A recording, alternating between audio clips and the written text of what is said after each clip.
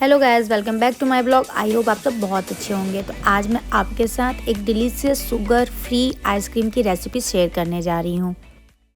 तो यहाँ पे मैंने एक बाउल में ये कैश्यू और आलमंड को ले लिया है और उसके बाद मैंने इसमें एक बाउल यहाँ पे मखाना का यूज़ किया है। ये सारी चीज़ें बहुत हेल्दी होती हैं, खासकर बच्चों के लिए।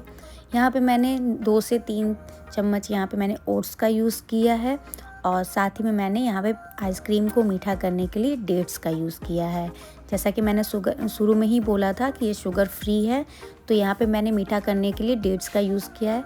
उसके बाद इन सारी चीज़ों को मैं थोड़ा सा दूध गर्म करके अच्छे से सोख करके थोड़ी देर के लिए रख दूँगी, जिससे कि ये सारी चीज़ें फूल जाएंगी। और इसमें मैंने फिर 2 चम्मच कोको पाउडर का यूज़ किया है कलर के लिए। तो गर्मियों के मौसम में लोग आइसक्रीम तो खाना पसंद करते हैं, बट शुगर है इस वजह से नहीं खा पाते हैं। कुछ लोग जो कि डाइट कॉन्शियस होते हैं उन्हें भी आइसक्रीम पसंद होता है, मगर वो रेगुलर बेसिस पे नहीं खा पाते हैं। तो ये आइसक्रीम ऐसा है कि हर कोई खा सकता है। तो यहाँ पे मैंने सारी चीज़ों को अच्छे से मिक्स कर दी है गर्म दूध में। अब इसे 15 मिनट के लिए हम ढक कर के रख देंगे। तो यहाँ 15 मिनट के बाद मैंने इसको देखा तो ये सारी चीज़ें अच्छे से दूध में मिक्स हो चुकी थी। अब हम सारी चीज़ों को वापस से मिला करके एक मिक्सी के जार में इसे ट्रांसफ़र करेंगे और इसे पीस लेंगे अच्छे से।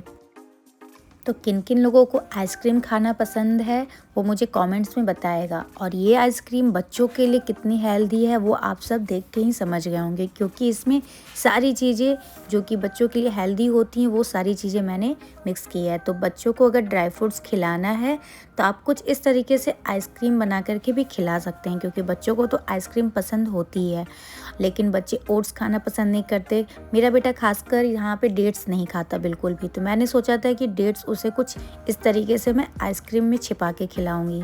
तो यहाँ पे मैंने सारी चीज़ों को अच्छे से पीस लिया है। आप इसे बीच बीच में चेक कर सकते हैं इसकी कंसिस्टेंसी कि ये कैसा है। इसमें आपको थोड़ा सा दूध मिक्स करना हो तो आप मिक्स करते हैं, जैसा कि मैंने यहाँ पे किया है। और वापस मैं इसे थोड़ा सा पीस लूँगी।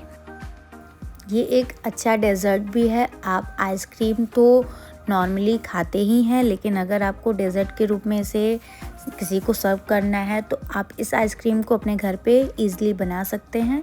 सारी चीज़ें यहाँ पे रेडी हो चुकी थी। यहाँ पे मैंने ये एक बर्तन लिया है जिसमें मैं इस आइसक्रीम को सेट करने के लिए रख दूँगी।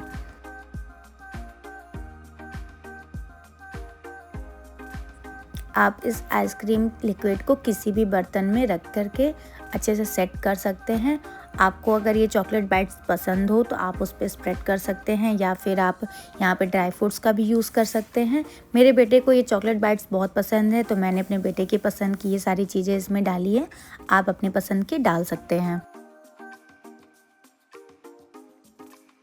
अब इस कंटेनर को अच्छे से मैं यहाँ पे कवर कर दूँगी कि ये अच्छे से पैक हो जाए। उसके बाद हम इसे सेट करने के लिए फ्रिज में रख देंगे। तो यहाँ पे मैंने इसे 8 घंटे के लिए फ्रीज़र में रख दिया है। तो यहाँ पे 8 घंटे बाद मैं इसे निकाल करके आपको दिखाने जा रही हूँ कि मेरी आइसक्रीम बनके कैसी रेडी हुई है। तो यहाँ पे आप देख सकते हैं कि आइसक्रीम बहुत अच्छे से जम गया है। तो ये देखने में तो बहुत ही डिलीशियस लग रहा था। अब मैं आपको निकाल के भी दिखाती हूँ कि ये कैसा सेट हुआ है। तो ये आप देख सकते हैं कि आइसक्रीम एकदम परफेक्ट बना है और ये खाने में भी बहुत ही डिलीशियस था। तो अगर आपको मेरी ये रेसिपी अच्छी लगी हो तो आप मेरे चैनल को सब्सक्राइब करना बिल्कुल ना भूलें। बेल आइकन को प्रेस करें और कमेंट्स करें। Thank you for watching.